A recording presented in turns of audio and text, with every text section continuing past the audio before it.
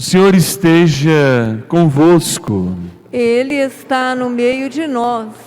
Proclamação do Evangelho de Jesus Cristo, segundo Marcos. Glória a vós, Senhor. Naquele tempo, Jesus atravessou de novo numa barca para outra margem. Uma numerosa multidão se reuniu junto dele e Jesus ficou na praia. Aproximou-se então um dos chefes da sinagoga, chamado Jairo. Quando viu Jesus, caiu a seus pés e pediu com insistência: minha filhinha está nas últimas. Vem, põe as mãos sobre ela, para que ela sare e viva. Jesus então o acompanhou. Uma numerosa multidão o seguia e o comprimia. Chegaram alguns da casa do chefe da sinagoga e disseram a Jairo: tua filha morreu. Por que ainda incomodar o mestre? Jesus ouviu a notícia e disse ao chefe da sinagoga: não tenhas medo, basta ter fé. E não deixou que ninguém o acompanhasse, a não ser Pedro, Tiago e seu irmão João. Quando chegaram à casa do chefe da sinagoga, Jesus viu uma grande confusão. E como estavam chorando e gritando, então ele entrou e disse: por que essa confusão e esse choro? A criança não morreu, mas está dormindo. Começaram então a caçoar dele. Mas ele mandou que todos saíssem, menos o pai e a menina, e os 3 discípulos que o acompanhavam. Depois entraram no quarto onde estava a criança. Jesus pegou da mão da menina e disse: Talitá cum, que quer dizer: menina, levanta-te. Ela levantou-se e imediatamente começou a andar, pois tinha 12 anos. E todos ficaram admirados. Ele recomendou com insistência que ninguém ficasse sabendo daquilo e mandou dar de comer à menina. Palavra da salvação. Glória a vós, Senhor.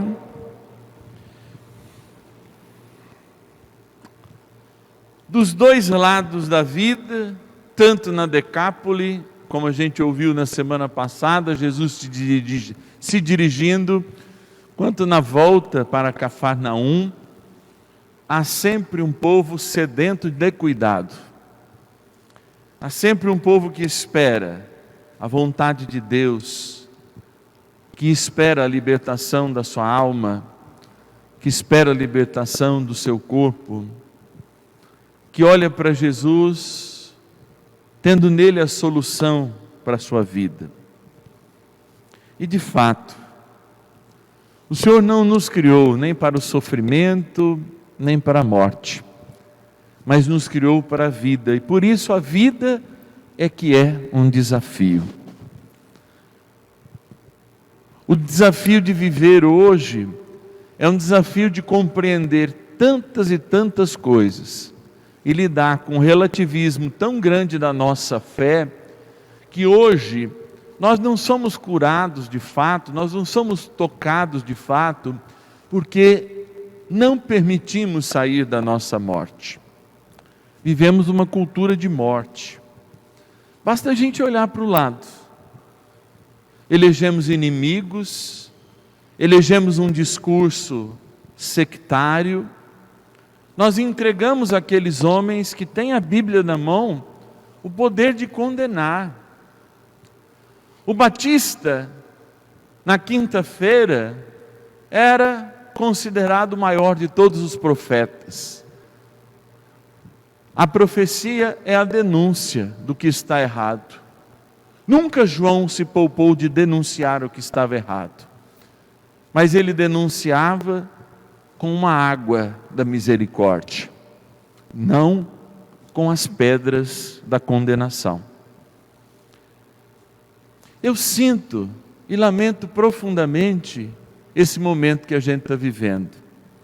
Não tomo partido político, e nunca fui de lado nenhum, e prefiro o Evangelho, justamente para não desestabilizar ainda mais os vossos corações, que colhendo informações erradas, sem CNPJ, sem seriedade do celular, nas quais vocês inclusive não estavam acostumados, estão igualmente divididos.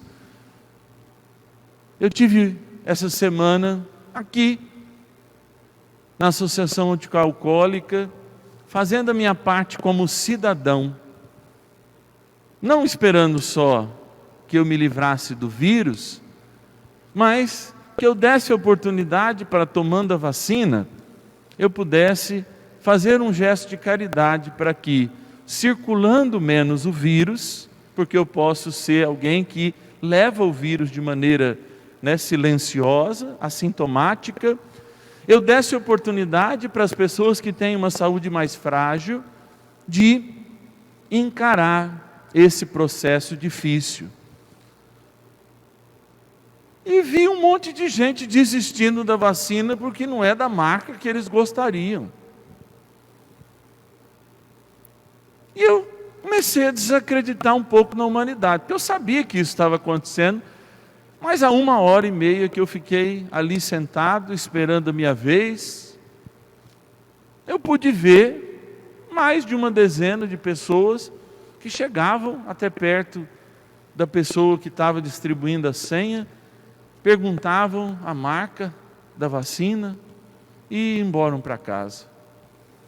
Eu não tomei a vacina da marca porque eu acredito mais nela. Eu não tomei, não vou escolher vacina de uma porque eu acredito mais em uma ou em outra. Não, eu tomei por caridade. Não tomei porque eu tenho medo de morrer, porque, como muitos de vocês, eu também não temo a morte, porque eu sei que a morte é o prêmio da luta, da minha vocação, de todos os meus nãos. Mas eu tomei por caridade. E é por caridade que eu busco a verdade. E eu não quero julgar, jamais, nenhum até de vocês que optaram por também não tomar, ou essa ou aquela. Mas eu quero sensibilizar o coração daquele que quer ouvir a vida. Porque nós não fomos criados para viver nesse mundo na barra da saia da igreja. Não, o Senhor está na porta. Aqui, nós aprendemos a viver lá fora. E se tem Bíblia, e se tem um altar, onde a gente come no mesmo prato, nem em casa a gente faz nisso, onde a gente toma no mesmo copo, nem em casa a gente faz isso, e não está podendo por causa da pandemia, e aqui a gente faz. O segredo da terra não é só ouvir a palavra, não é só dizer que é católico ou cristão, não é só dizer que é vermelho, azul, amarelo, verde e branco, não é dizer só da sexualidade, não é isso. A vida é um desafio para a gente viver junto, da gente conviver.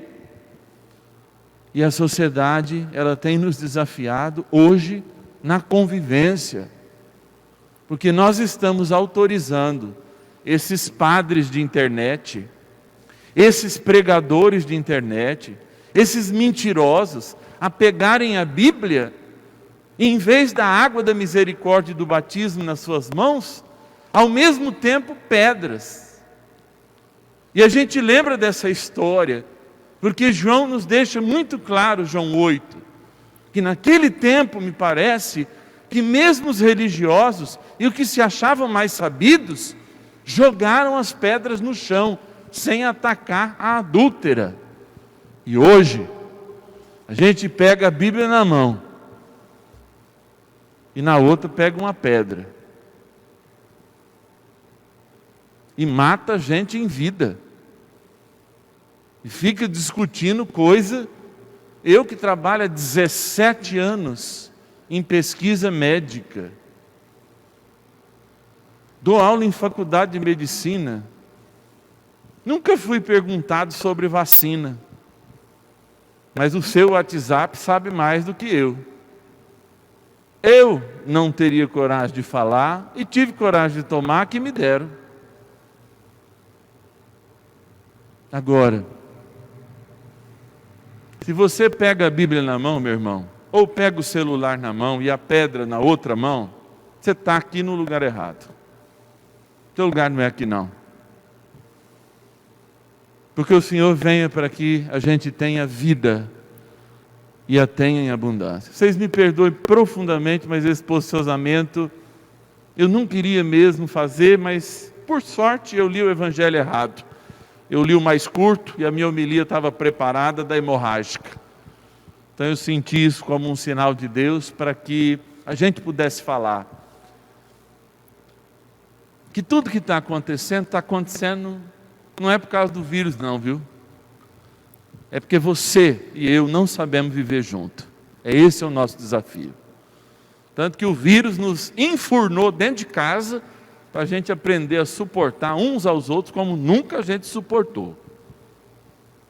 Então eu acho sim que Deus tira de tudo um pouco, mas a gente não pode passar tão ileso, e me perdoem mesmo por esse posicionamento, me perdoem se vocês não concordarem, ou se concordarem também não precisa fazer propaganda disso, mas me perdoe mesmo, por esse erro que eu cometi agora, de manifestar uma opinião na minha burrice, na minha limitação. Mas eu acho que o grande desafio da vida humana hoje é saber conviver, é saber estar junto, é saber estar com o celular e a Bíblia na mão e com a água da misericórdia, não com a pedra da condenação.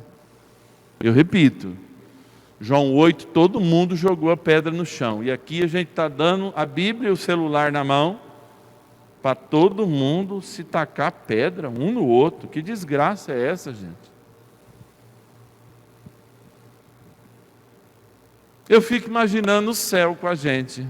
Se desse uma bomba, se um meteoro caísse, todo mundo morresse e fosse tentar viver no céu. Como o céu seria um inferno para muita gente. Porque a gente lá no céu está pertinho, né? No céu a gente não escolhe com quem a gente vai viver, aqui na terra sim. Então o desafio é conviver. Eu vejo isso, e é para a vida que o Senhor nos criou, não é para a morte. E eu repito, não deixemos que o diabo semeie entre nós a mentira e o ódio. Fui até questionado agora há pouco, mas derrubou, por que o senhor não voltou a missa para 7? Por que o senhor não passa a missa mais cedo para cantar o salmo, para fazer uma missa normal? Porque nós não estamos vivendo um tempo normal. O que adianta a gente fingir que está fazendo uma missa de normais num tempo de anormalidade? Então a gente tem que sentir sim, que a gente não pode ter uma liturgia tão bonita, a Dirce não pode fazer a sua segunda voz, cantar, porque nós temos um tempo limitado para estar junto, e esse tempo tem que ser aproveitado, e a gente tem que ter sim saudade daquele tempo, mas eu repito, enquanto não vier uma cobertura vacinal razoável, nós vamos viver até 2030 assim. E hoje, vocês sabem disso.